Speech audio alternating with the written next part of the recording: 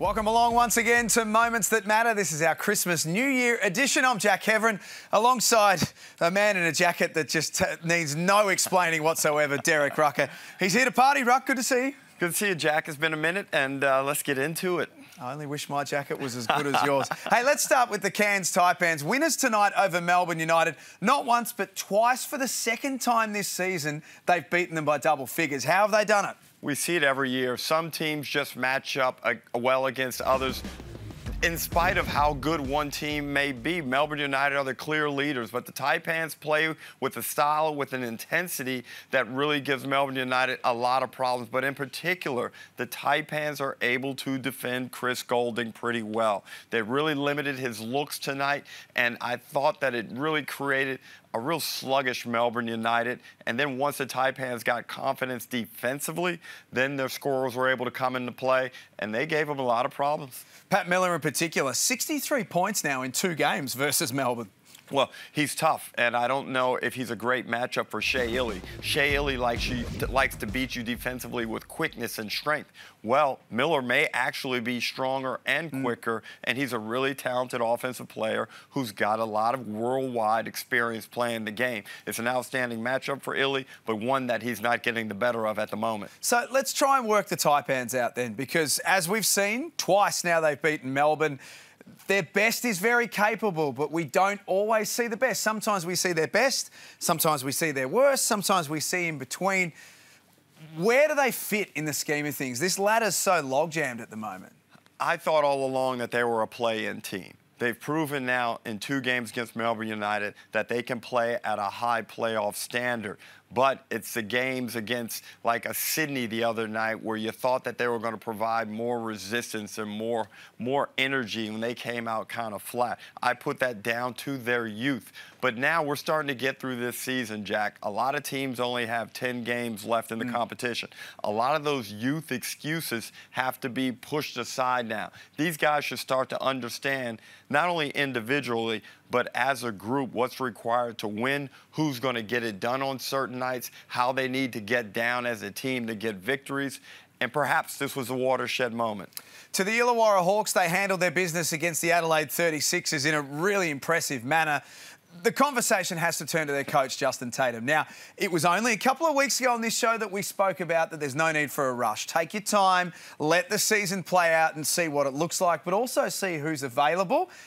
Are we at the point now, though, where they don't need to look any further than the man that they have leading them right now? I would be guided by the body language, the energy, the commitment, and the effort of the players, and that looks spectacular. We're going back to probably Brian Goorjian time when he was at the Hawks to find a team that's playing with the spirit and the defensive energy and the fun and the enthusiasm and the belief. They look like they know they're going to win now when they go out and take that court. What are they, 5-2 now under Justin Tatum? And what I like is, especially on their home court, they look really strong. We saw what they did in Sydney on Christmas Day, which may have been one of the best victories for any team this year in the NBL. But, Jack, they're playing good basketball, and they defend. Sam Froling looks unstoppable, and they're getting contributions from a number of guys. And overall, they look happy as a unit. And if you spend time with Justin Tatum, I was fortunate enough to talk to him before the Sydney game. He's a very engaging guy. He loves basketball. He's ambitious, and that may be the thing that surprises people. It's easy to say, oh, his son is a multi-millionaire NBA star who has everything. His dad wants to get stuff done in the game, and you see that being a driving force behind this Illawarra success. So, has he done enough to warrant a contract offer? Definitely. I'd go out there and get him done now. I said 2 years ago, about 10 days ago, I think I'd probably be looking at giving him 3 years and letting him sit in there. That way you don't have to worry about it. Look at some of these clubs now, like Adelaide. They're scrambling around trying to find a coach. And you spend so much of your club's energy and resources and IP worrying about what's next. The players don't know. There's so much instability.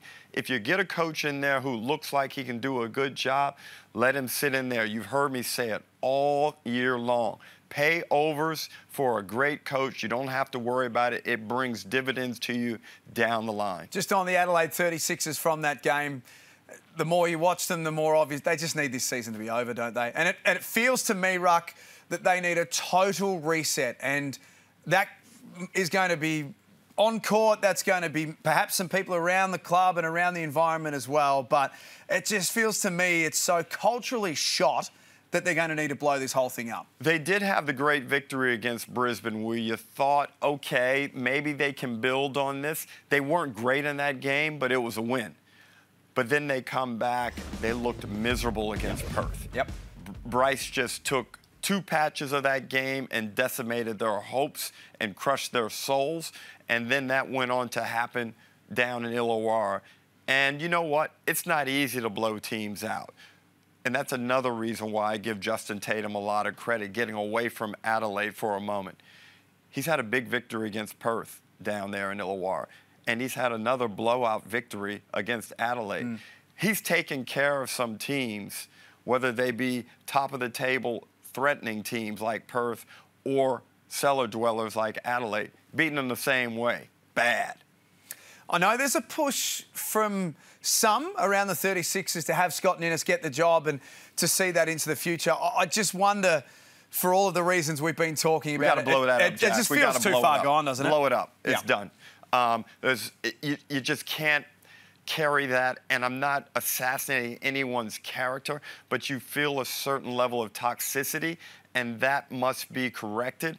And I'm not in there every day, but I've been around this league long enough. I know what it looks like, and I can sense it when it exists. And somehow they've got to get in there and correct that thing. And the positive thing for Adelaide is change can happen quickly in this league. Absolutely. But you got to get it right, and it starts with that head coach search and ultimate hire. Gary Brown against the Brisbane Bullets was the most talked about action of the round by a very, very long way. Here's the incidents once more. Lashes out. There wasn't a lot of contact, and Gary Brown swings around with the hand and the arm. Uncharacteristic to start with, some would say, but it is his second incident of the season in a similar type of fashion.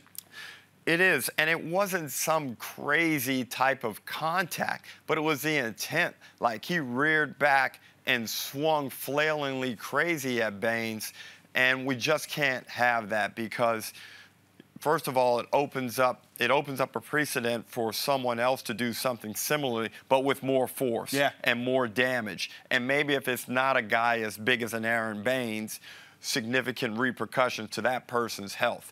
So it's good that the league came down and that they got it all cleared, but that type of play is unacceptable from a sportsmanship perspective. Now let's look from the impact he had on his team in a huge game. They're fighting with Brisbane for a play-in position, and you basically eliminated your team's chances of winning by taking that type of action. And certainly, I'm sure players were very disappointed. I think Gary was disappointed as he walked off the floor. And look, he's got to put it behind him, deal with the shame and the humility, and come back a better player in person because of it. Were you surprised that it was only a fine and that, given that it was his second offence of the season, that perhaps it warranted a suspension of some sort? I was, but Peter Hooley has obviously explained to us that the two infractions don't necessarily go in line. They're kind of in separate compartments. I'm not around all of that. But basically, this infraction was pretty much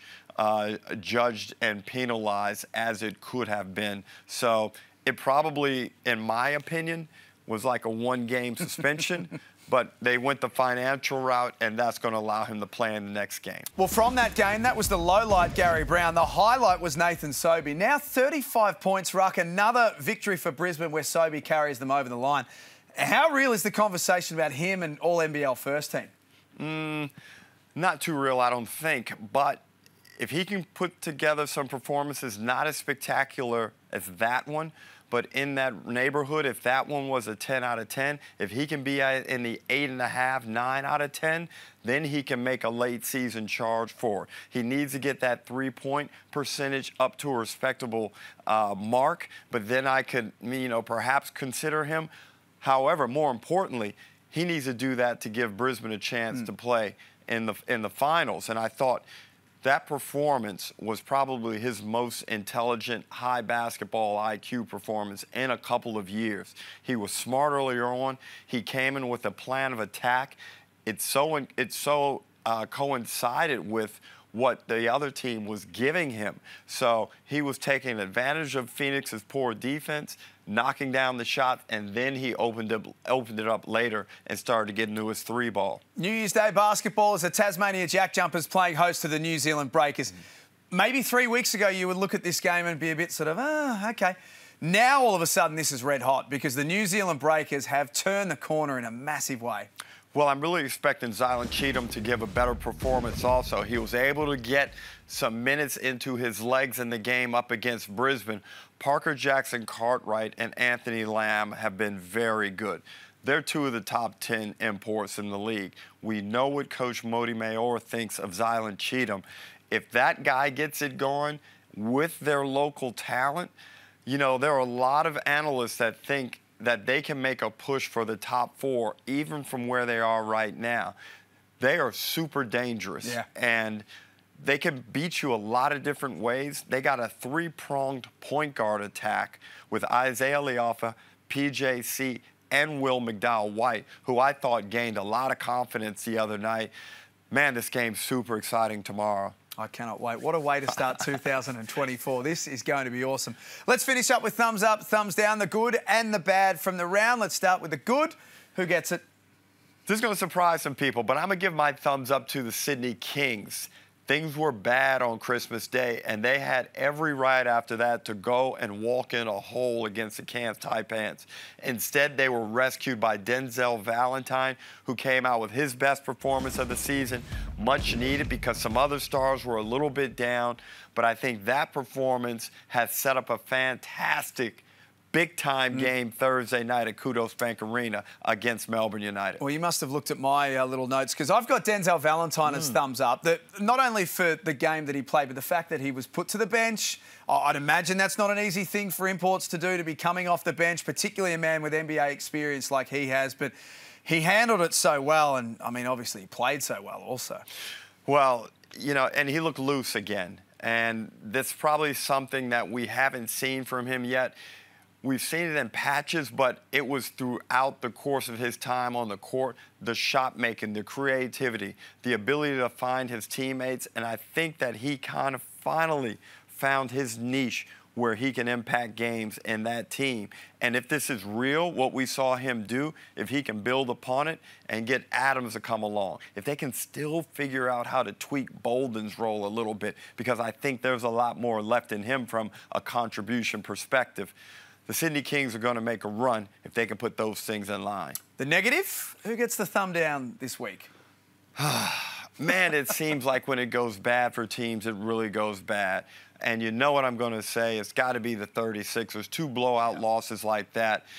Inexcusable. And, you know, we touched on it before. But I think, where do you go from here? You've got to start playing some of those guys who are coming back next year. And you said it earlier in the year when the Perth Wildcats were going bad, Jesse Wagstaff. You wanted Wagstaff out there. Well, now I think it's time to play Kadee. Yeah, I agree.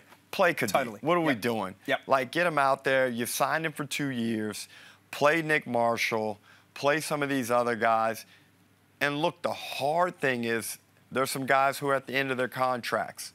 Those are the ones that I'm going to give some minutes to. You're going to have to prove it to me in game. If you're not getting it going, get out, because I'm probably not going to have space for you next year. And this is the ruthless part of the business. But if you want to be successful, you got to be critically pragmatic. And that's what the Sixers have to do right now with their playing allocation. As we said earlier, it just reeks of a total reset at the end of this season. My thumbs down is the Southeast Melbourne Phoenix. I wanted to give them the biggest thumbs up possible for the Christmas Day win. They were fabulous in Tasmania against the Jack Jumpers, and they were pretty keen to tell everyone about it as well and how everyone was doubting them. Then they backed it up. Yes, there were some circumstances out of their control. Alan Williams was injured. Mitch Creek was coming back from injury. They were without Ruben Tarangi, without Gorjok Gak, and obviously Craig Moller. There were some things out of their control, but they lost. It's as simple as that. So if they want to be trusted, Ruck, they're the sort of games that they just have to handle, don't they? That's the key word. Ever since they've come into the competition, is can you trust this team? And look, Lady Luck gives them no breaks either. Literally, they can't catch a break. Sauce Williams goes down. We've seen, I believe, 3 players from that team get hurt on that floor at Nissan Arena this season. Yep. So they don't have fortune on their side. But also, I just never felt like they were going to win that game. They made a run in the second half where I think they got it to 3 or to 1 or something like that. But then they squandered the lead pretty quickly. They have the talent, but yet they don't seem to put it together when it matters most. And often enough as well. Yes, and you know, I want to see how Nader puts it together. So hopefully Williams will be fine to play in the next round, and the knee injury's not too bad, although it didn't look good. But I want to see that full lineup. You know, you don't have a lot of time now, but I'd like to see them get a couple of games under their belt and then see if they can rattle off 5 or 6 to close out the season. Well, we start 2024 with Tasmania and New Zealand at MyState Bank Arena. It is going to be an enormous game. Ruck, as always, nice to see you, and I can't compete with that jacket. I'm happy to be back with you. Look at it. How good does it look? Thanks for joining us on Moments That Matter.